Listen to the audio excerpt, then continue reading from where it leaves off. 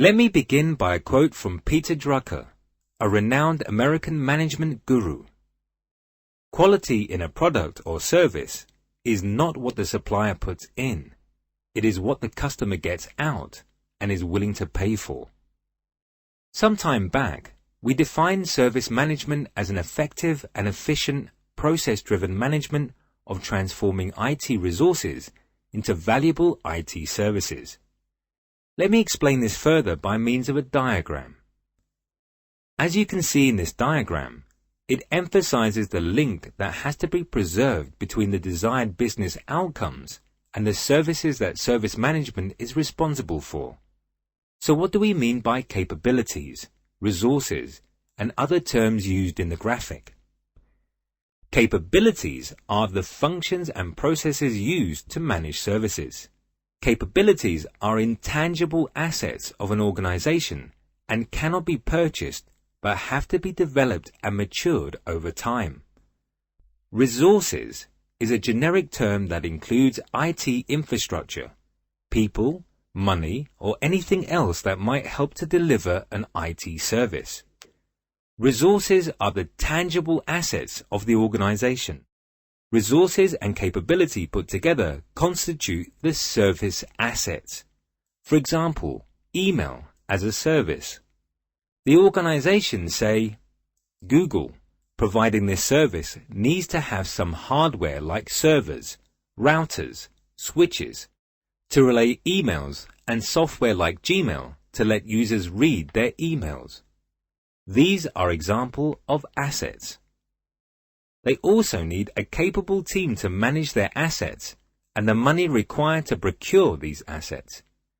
But if Google's customers don't know how to get this email service, all of these assets go to waste.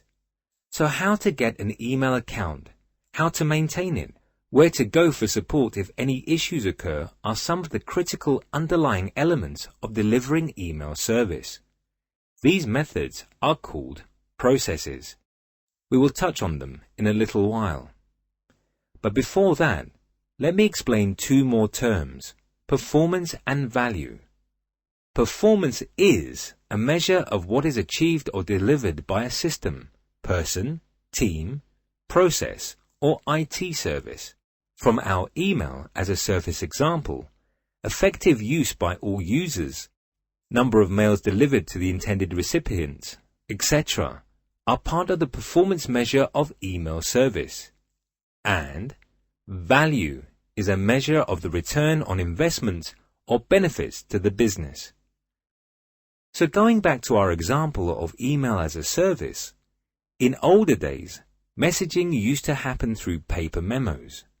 If somebody had to convey a message, they would get it in typewritten on a piece of paper, and then a courier service would deliver it to the recipient. At some point in time, organizations realized the constraints that method of message delivery had on the organizational capability to deliver to its customers. Luckily for them, somebody realized the constraints and invented email, which has since then revolutionized the messaging capabilities of the organizations. The result of using this service allowed businesses and organizations to spread across geographies. It has also contributed to faster decision-making and execution due to speedier flow of information, and ultimately contributes to a greater revenues and profits for the business or the organization, Or in other words, it has enhanced the business outcomes.